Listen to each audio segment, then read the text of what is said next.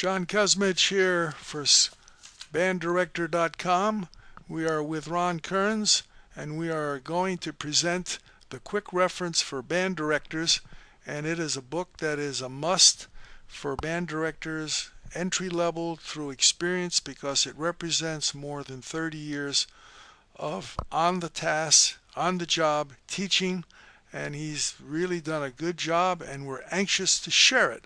So, Ron, how about a 30-second profile of what the book is really about? Well, John, Quick Reference for Band Directors is a book designed to help band directors build and maintain a successful band program. There are different strategies as to how to establish the program, how to keep the program interesting to the community and to the students, and how to build and create an even bigger and better program as time goes on. Well said. And as we go to ourselves, I want the audience to see who we are.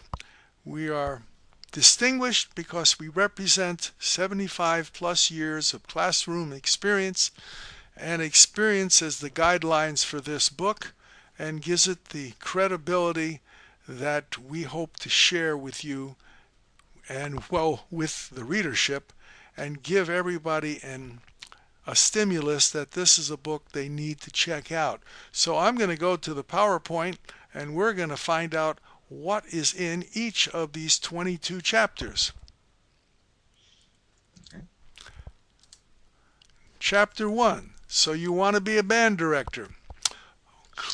Clarify that. Yeah, this chapter is designed to give new band directors an idea of the planning for personal development and the need to have a personal philosophy of music education.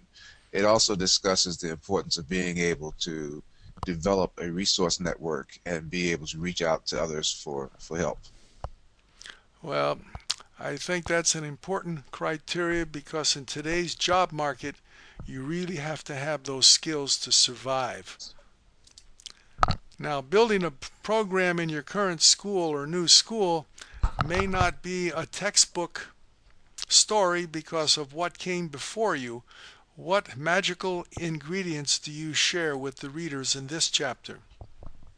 Well, in most cases, it doesn't really matter whether you're a new or a veteran teacher building a program in a new school, or a veteran teacher building a program in the current school. There are going to be some things that are going to be the same, and some of the same challenges are going to be faced in each situation.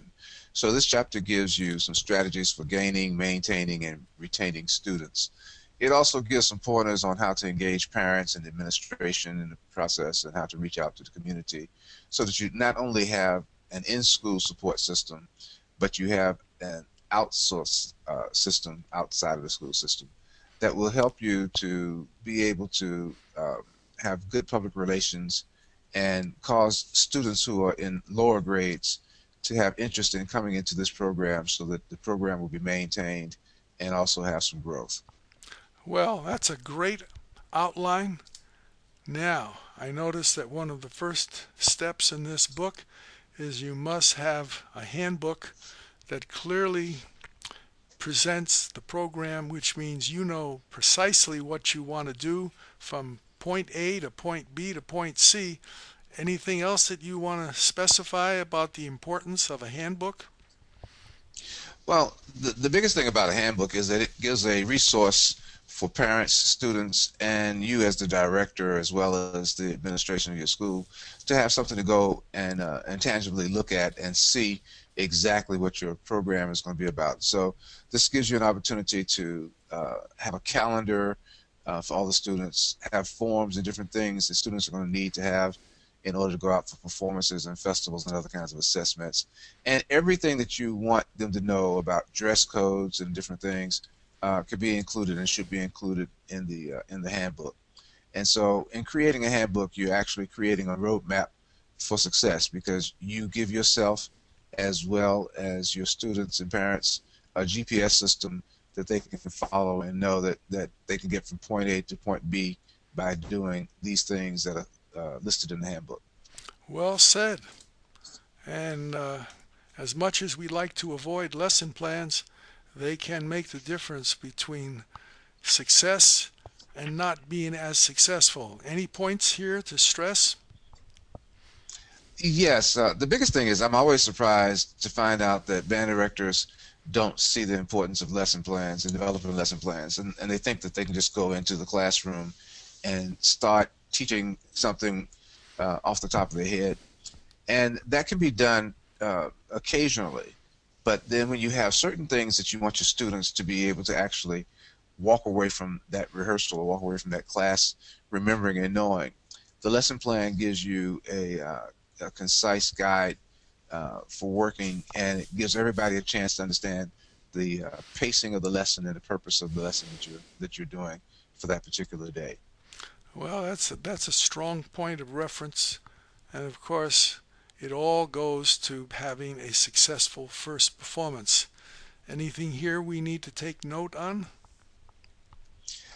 Just the fact that the first performance will be the measuring stick of your success in your program. However, that first impression comes across to the audience, and however the students feel after they perform that first performance will have long-lasting repercussions in your program. And so, if they're not successful, or if they can't enjoy being part of the program that they thought was going to be successful, then they're going to lose interest, and you're also going to start losing support from others because they're not going to have the confidence that they should have in you or your program.